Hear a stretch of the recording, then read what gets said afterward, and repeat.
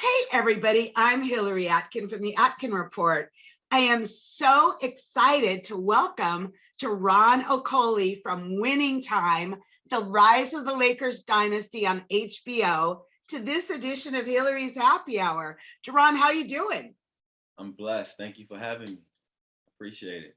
The show is really off to a fantastic start, and episode 2 gets really deep into relationships.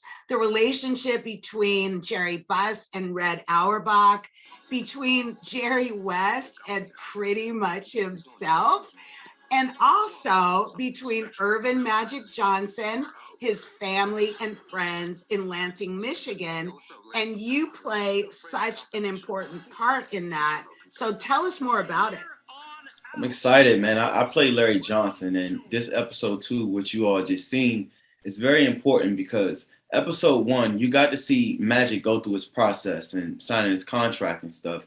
And episode 2, you got to actually see what it was like for the family to stand behind him and support him and love him. And my research on Larry just showed that he's beside Magic every step of the way, from the organizations that they've built, the charities they've built. And episode 2, you'll see us, as you all saw, starting our own opportunity because we following in the steps of Magic, our brother.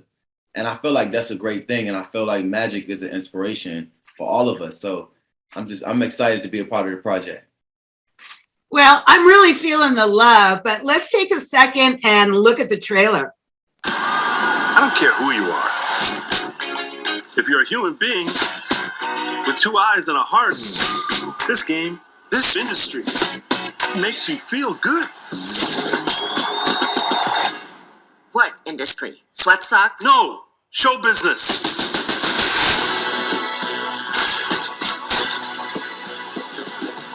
Hey, Dr. Buss, I'm going to buy the Lakers. Ah, no kidding. Welcome to sunny Los Angeles. Great for tans. Tell them to win a championship one of these days. Shit for fans. We are trading in an empire of real estate for what? The entire league is on the verge of bankruptcy. Darone, many people may not know this, but they know Jonah Hill as an actor, a great actor, an Oscar-nominated actor, but he directed episode 2. So tell us what it was like working with him behind the camera. It was amazing working with Jonah. At the beginning of the day, we usually be working with another director, and then towards the afternoon, we would work with like Jonah because we were shooting 2 episodes a day. And I remember going to set, and they all saying like, man, we got Jonah directing. I was like, what? And the minute that we got on set, the energy just changed. Like, it was so positive, relaxing. I feel like Jonah's good at improvising, so it's more so you stick to the script, but it's also, I want to see you. I want to see what you can do with it. And he would come up and just throw me lines, and I would have to just give it back. And I'm great off improvising because that's what I came up doing, so I had fun with him. Sometimes I remember this one scene we was filming, and it was a break, and I looked over, and Jonah was just in the grass looking at the sky. He was just looking at the sky, and I was like, wow, so for you to be around so much production, and out of nowhere, you can zone out and be with yourself, just showed me how much love he had for himself, but how focused he was. He was very focused. And I feel like he has something to prove with this, and he's going to prove it. Well, tell us more about the production itself. I understand a whole basketball arena was constructed on a soundstage. Yes, I went to set one day to get tested, and I walked in, and I was like, whoa, is this the Forum? They built the entire thing. It was a studio downtown. I think it's LA Center Studios. And they had the green screen in there. It was a big, huge green screen, but it was also like a whole set, like a stadium built. And I was like, man, this is dope. And the reason that's important is because, through rain, snow, anything, you can always go in there and play, no matter the weather, you can go in there and play, and you can put the fans on each side to make it look like it's a lot of fans. There's so much stuff you can do in there with the green screen. So it's going to be exciting to see what they do with this, especially with the camera they shot with. They shot with a vintage camera, and we shot with a film camera. And I was watching interviews on Adam McKay, and he was just saying why they did that. And he felt like this generation could take that, could take the comedy, could take the camera from switching from back in the day to now, So it's going to be great. Episode 2 also sets up some of the challenges that Earvin faces right after he's drafted by the Lakers with his parents, with his girlfriend Cookie, and his family members like you, because it's not only his life that's changing, but yours. So talk to us about the impact of his success on his folks in Lansing. Well, I remember when we were filming and we got the phone call, because that's what Adam was improv, and he had called in and he said, "Darone, pick up the phone." And this scene got cut out, but it's still in there when they show the phone ringing. And I remember that going through my head. I'm like, what is it like? Your brother's about to go into the league and you have to answer this phone. And this phone call is about to change our life. I mean, our dad was working a regular 9 to 5. You know, we was just barely trying to make it. You know, sometimes wearing the same shoes and clothes. And when you get that phone call that your brother made it, you know, it's just a shout like, yo, we all made it because he's our brother. And, you know, we came up together. So we feel like, yo, this is our opportunity too. I probably don't get to go to LA right now, but I'm like, buy me a car. You know, we was all joking and improv and, you know, actually thinking that like Quincy was magic and we was just playing around. It's like, man, we made it. We made it because that's what it's like. You know, I think coming from Michigan, you have a couple people that made it, but it was nobody like Magic. Nobody like Magic, and everybody embraced him and what he was doing for the city and the culture. And just everything he was just doing to bring basketball to LA, like bring it back. You know, that's what he said. He wanted to make basketball feel good again. You know, make it feel like live music. If y'all saw in the episode, him and Jerry Buss, they said, how can I make basketball feel like this? And he said, to me, Jerry Buss, it does.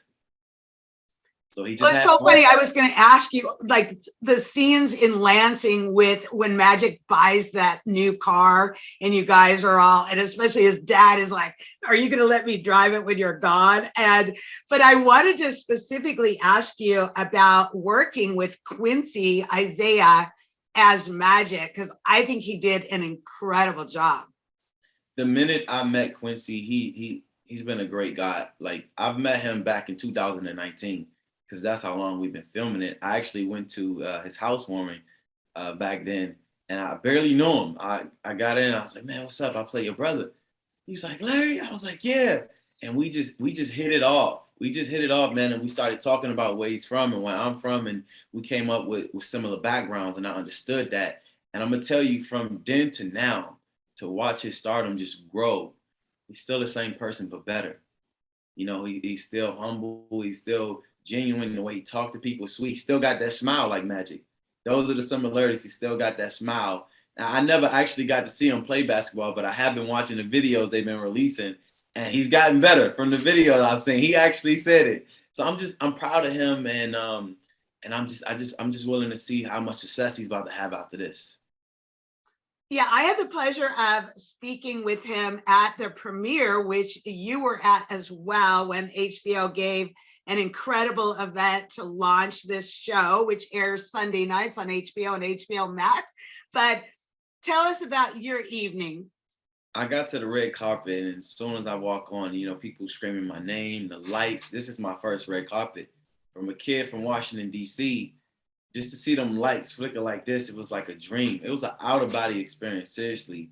And just walking and talking to so many people and getting to express, you know, how I came up, my story, and related to Magic, related to Winning Time and Showtime, because that's what this story is about. It's about the progress of Jerry buying a team. You know, he had a PhD, he was teaching, and for him to go buy a team and make this organization better, it seemed like just my story from coming from nothing and building it up and happen to keep it. Because it's one thing when you buy a team, but to actually be successful once you get it, after everybody thought you was going to lose, but you won, you know, multiple championships.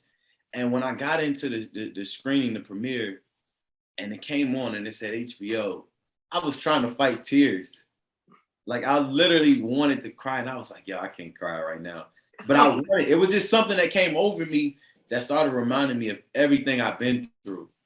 You know, it just started like a flashback, and I was like, man, I'm actually here. It's crazy. I am so happy to share this moment with you and you sharing that with us. But I wanted to wrap up our happy hour by raising a glass to you, Darone, and your continued success on Winning Time on HBO. Thank you. Thank you. I got my lime water. Cheers. Let's celebrate the Lakers winning time. Go watch it every Sunday.